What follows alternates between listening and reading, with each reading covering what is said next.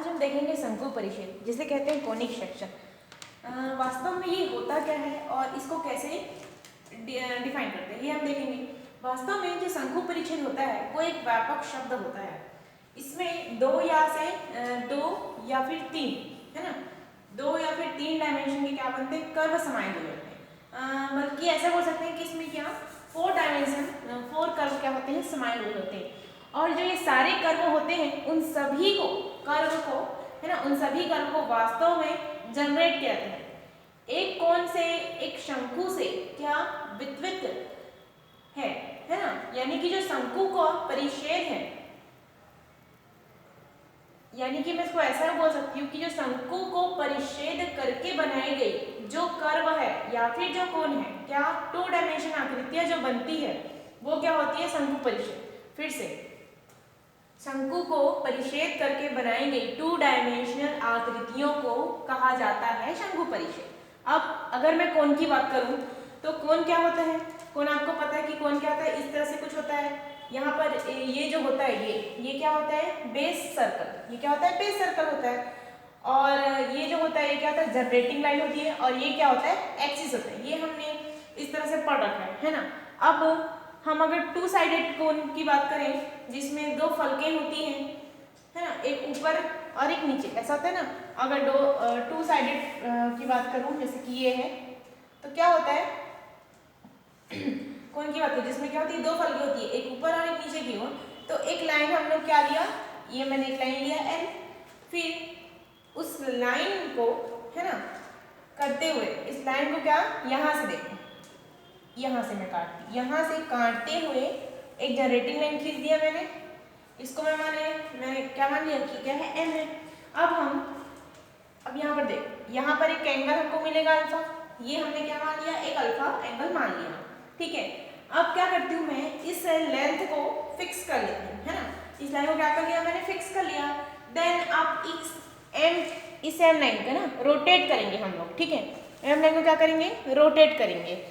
तो जब ये घूमना स्टार्ट होगा, जैसे कि इस पेन की बात करती हूँ, जैसे कि ये पेन है, अब इस पेन के सापेक्ष यहाँ पे कोई एक कर्व मैंने ले लिया, तो ये जब घूमना स्टार्ट होगा ऐसे लाइन से, तो क्या होगा, एक शेप बनेगा। इसको आप इमेजिन कीजिए कि ये एक लाइन है और ये ऐसे है ना। तो इस लाइन पर ये ऐसे घूमेगा, तो जब ये घूमेगा तो ये क्या बनाएगा, एक कर्व बनाएगा, है ना, ठीक है। तो एक कर्व बनाएगा, यानी कि इसका शेप आगे चलकर कैसे दिखेगा, जब ये घूमने स्टार्ट कर दिया तो फिर आगे चल क्या होगा कि ऐसे घूम रहा है तो ऐसे भी तो मतलब ऐसे राउंड घूमेगा ना, यहाँ से ऐसे, है ना। तो कैसे दिखेगा, कुछ ऐसे दिखेगा। कैसे, आप यहाँ से इसको ऐसे बनाइए और यहाँ से ये, ठीक है, ऐसे बनेगा।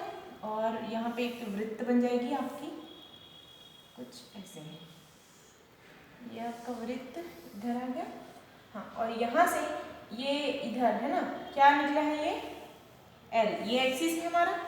इसको आप अनंत तक भी दे सकते हैं, एक्सिस तो अपने से लेना है। अब देखो मैंने क्या बोला, इस तरह से हमने कोण ले लिया, ठीक है। ये तो हमारा L एक्सिस है, ये L एक्सिस, और ये जो है M जनरेटिंग लाइन हो गया। और अल्फा क्या होता है, यहाँ पे एक कोण बन जाएगा, ठीक है।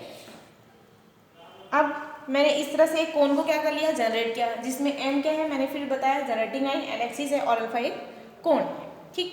अब एंगल की साइड, है ना, एंगल से डिसाइड होगा। देखो आप बताओ कि इसका लेंथ क्या है, रेडियस क्या है, हम लोग को पूछा जाए तो हम लोग कैसे डिसाइड करेंगे। तो हमारा जो रेडियस है ना वो इस एंगल से डिसाइड होता है, ठीक है। इसका मतलब ये कि जो यहाँ पे जो एक्सिस है वो तो इन्फिनाइट तक भी हो सकता है, कुछ भी हो सकता है ना, आगे और बढ़ सकता है, इधर भी और बढ़ सकता है। तो इससे डिसाइड होगा क्या, नहीं। और इससे 2 चीज़ से मिलकर क्या होता है, हमारा एंगल डिसाइड होता है। आपको देखो यहाँ पे हमको एक कोण मिल गया। अब उस लेंथ की बात करते हैं, लेंथ और अल्फा एंगल पर, कि ये एक वर्टेक्स है। जैसे कि मैंने एक बुक ले लिया, एक कॉपी लिया, जैसे कि एक कॉपी ली मैंने, ठीक है। अब इस कॉपी को इस वर्टाइसिस, इसको क्या बोलते हैं, वर्टाइसिस, है ना, वर्टेक्स, इस पॉइंट, इस यहाँ पे इस वर्टेक्स के ऊपर इस कॉपी का एक पेज ले ली मैं और उसको इसके जस्ट ऊपर ऐसे रखती हूँ, ठीक है।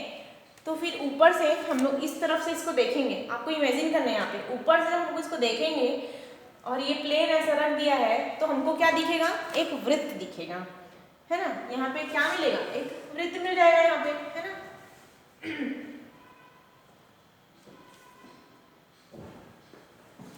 अब आगे चलते हैं, मैं इसी में बात करूंगी। तो कहते हैं कोण, इस कोण को एक प्लेन के सारे, मैंने बताया ना, अगर मैं इसको वर्टेक्स मानूं और यहाँ पे अपना प्लेन यहाँ पे से फिक्स कर दूँ, यहाँ पे से रख दूँ, तो ऊपर से जब हम लोग देखेंगे तो हमको क्या मिलेगा, एक वृत्त मिलेगा यहाँ पे। और ये जो परिच्छेद है, जो इसको काटने पर जो भी आकृतियाँ हमको मिलती है उसको परिच्छेद कहते हैं।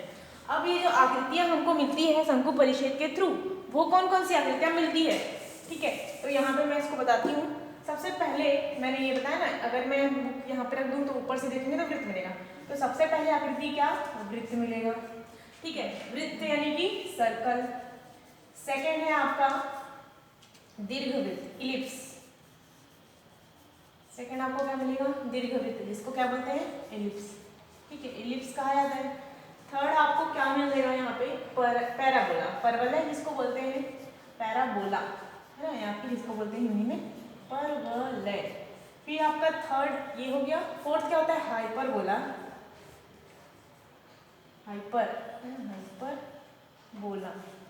ये आपका हो गया हाइपरबोला, ठीक है, यानी कि अति परवलय, ये उसको बोलते हैं अति परवलय। अब ये आकृतियां हमको तो वृत्त को बस पता है, बाकी तो हमको पता नहीं। तो ये प्रश्न ये उठता है कि ये दीर्घवृत्त, पैराबोला और हाइपरबोला, इसकी आकृतियां कैसे होती है, इसको कैसे निकालेंगे। तो हम इमेजिन किया कि जो हमारा कॉपी का ये जो पेज है वो क्या है, एक प्लेन है।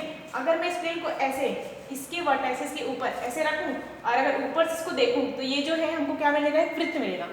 वैसे ही, है ना,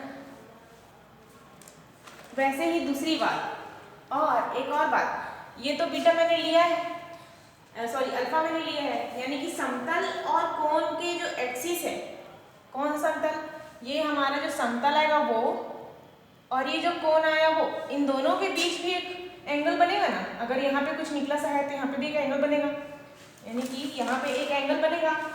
तो इस एंगल को हमने क्या मान लिया, बीटा, ठीक है। अब ये जो बीटा होगा इस पे ना, बीटा इक्वल टू 90 डिग्री, ठीक है। यहाँ पे बीटा का एंगल क्या होगा, 90 डिग्री, क्योंकि ये तो ऐसे लंबवत है तो यहाँ पे जो कोण बनेगा वो 90 डिग्री होगा। तो इसको क्या बोलते हैं, वृत्त बोलते हैं। वृत्त का जो कैसे होता है वृत्त, यहाँ पे देखो, वृत्त कुछ ऐसे ऊपर से देखेंगे तो ऐसे दिखेगा। अब आते हैं इलिप्स में। तो ये जो प्लेन है, अब यहाँ पर देखो इस आकृति की बात हुई है, ठीक है।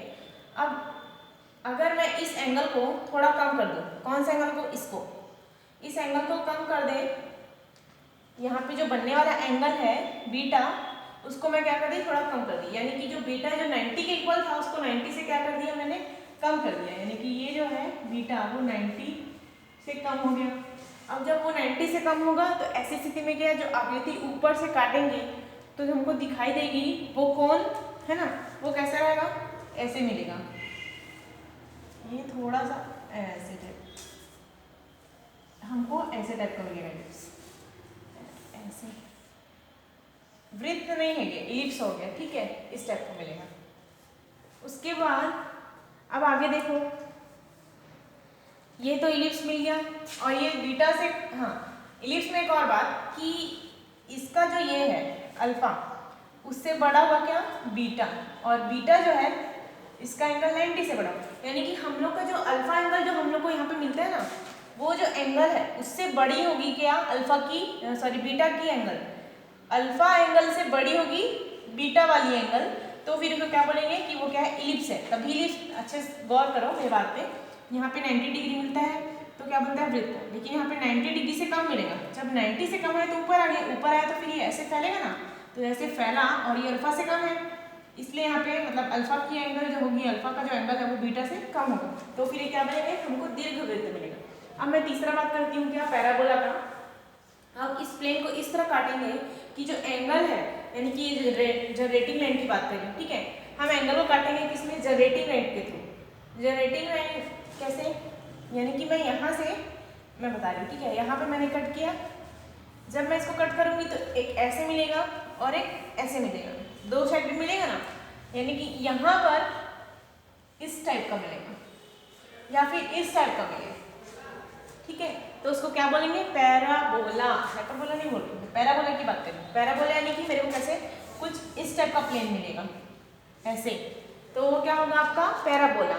और इस पैराबोला में वैल्यू क्या होती है, जब हम इसको इमेजिन करते हैं, पैराबोला की बात करें, ठीक है, तो उसका जो एंगल आएगा वो कैसा होगा, बीटा की वैल्यू अल्फा से छोटी होगी। इसके पहले क्या था, अल्फा छोटा था बीटा बड़ा था।